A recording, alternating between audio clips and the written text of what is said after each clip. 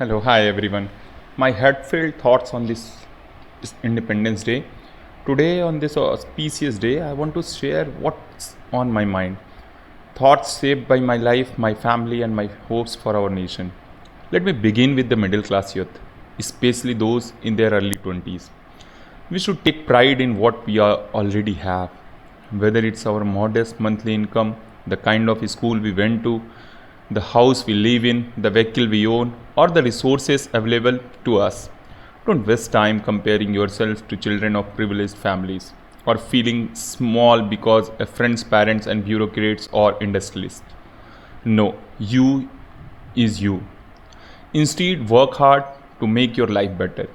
Dream, yes, but dream alongside action. If you can do this, then when India celebrates 100 years of independence in 2047, you will be proud to say, I came from a developing family and built a developed one. I contributed to Viksit Bharat. Keep healthy goals. Remember, your circumstances teach you far more than your comfort ever will. At the national level, think about China, their education system, their hardworking and creative students. Many of us are also talented, but our population size and resources mean we must work at least 1.5 times harder to match them. Don't waste too much time on endless debate about corruption or politics. Instead, stand tall before these challenges with true inspiration and firm determination. Now, to those in families where someone may be jobless or not highly educated, you can still contribute. You can teach your children moral values, ethics, the dignity of hard work, and the depth of your human emotions. These don't require your high IQ or elite degrees, and sometimes a child shaped with values and love can grow into a stronger, wiser human being than the child of a wealthy bureaucrats or professors, teachers, doctors, or high class families or industrialists.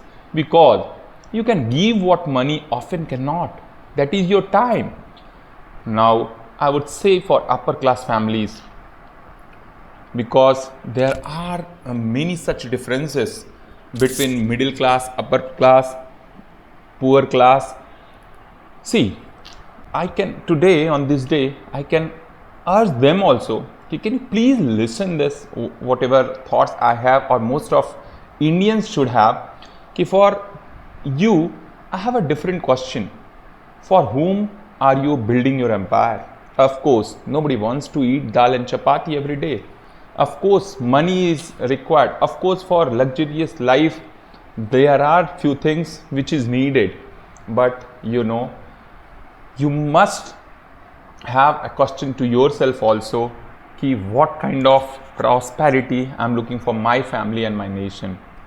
Variety is there, variety is natural also. But when you reach the peak of success, maturity means knowing when enough is enough. Instead of spending crores on more property or luxury, just imagine donating a part to your community. The blessings and the goodwill you will receive will be priceless.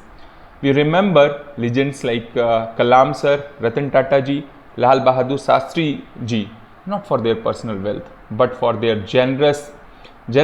Why? Because their generosity and service has led this nation up to here. Many more has contributed. I can't take everyone's name, but yes, many of them have shaped the nation, have been a torch bearer by which we have come up to this stage. If you have the means, give time to shape your children and help at least one or two families who truly need it. Look at your neighbors. Can you make their lives a little better?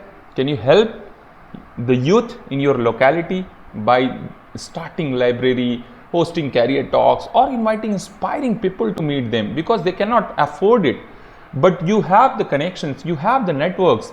If you can call them, if you can bring them nearby to your locality, so not only your family will be benefited, because I don't think that your family require it, because you all You already have a kind of surroundings, but your networking can help to those who are residing besides you and they are not privileged to have them time to time. Think beyond your own household. I mean, let your entire colony be your family. Can it be? No, of course. Now we are switching to nuclear family, but once we take this pride, okay, my colony is my family, then there will be feeling of, of emotions. You will be helped in many senses. If I mean to say, it's not like your power can give you anything, your money can give you anything. It's all about that even that caringness of your neighbor, of your locality, they will add not only to your living beings but to also the young ones. If many privileged families adopt this sense of oneness, society will change. After all, we believe in Vasudhaiva Kutumbakam. The world is one family. Now, as I belong from academics, especially to professors, I have some urge. Please step out of your regular routine classes and researches. Means I feel like, of course, there are very good teachers, but only few professors are engaged in public talking, or they wish to deliver their things for direct, means by directly coming to the society, like Vikas Divikirti sir, Khan sir, Alak sir. They are few names in research also. If I will take Feynman, he was a public speaker. Can in India top eminent researchers come down, top professors can come down, visit to the ground, and hostels, because every premier institutes, they have their hostels, they have their grounds, and that means they are almost a residential campus where professor stays, student stays. So if they all stays together, why not they come at evening, meet each other, listen to the stories of young mind, my professors. There is a region why BHU's founder, from where which is my alma mater, and from where I have been graduate, postgraduate, and also received PhD degree. The BHU's founder Malviji built spaces where faculty and students could interact, a big campus, more than 1300 acres. But are those wish which has been led, which has been seen by the visionary Malviji, are now implemented? Of course, the number of students has gone high. Of course, the professors, the academic staffs, everything in numbers, they have gone up. But I think now they all are restricted up to the classrooms. But on open grounds, here is the question. An evening tea with students can do wonders for their confidence, creativity, and clarity. You may discover future Olympians, Sachin Tendulkars, Viswanathan Anands, or next generation scientists and artists. Even now you see, means you need not to be in a sense that okay, your meritoriousness in study, your intellectual power only can give uplift to this nation. Of course, this nation is looking a good sportsman. Today itself, Prime Minister from Lal Killa, he declared that he is going to give importance to this national sports. He will, I think, make a committee which will reform those things which have not done up to so far. But to institutes, I can surely say, even few of the professors, they are very good in sports.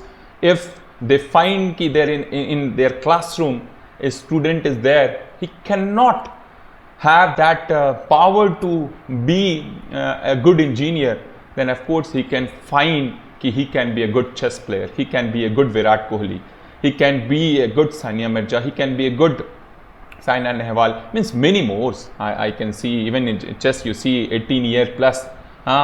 Means if he can defeat the world champion, that means India has a huge talent.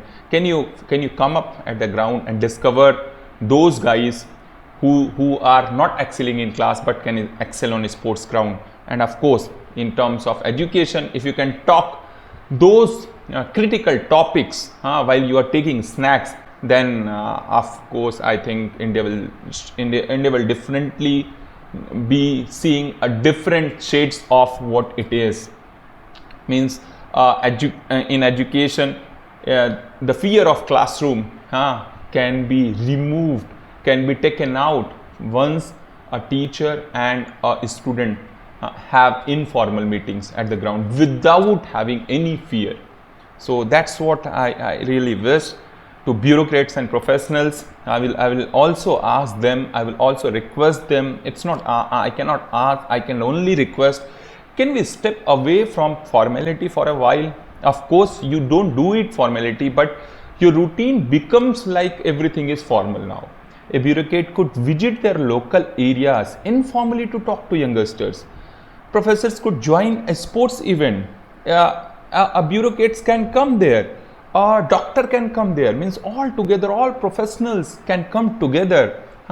Sometimes at any of the informal sports event, or even you see that if there is dining hall, can we come up sometimes at a weekend or in your summer vacation or in your winter vacation? Can these guys be a very informal where there is no restriction of time? Okay, this is the 15-minute interaction. No, can it be a regular one? Big researchers could interact beyond emails, I think. Maybe in a weekend public talk.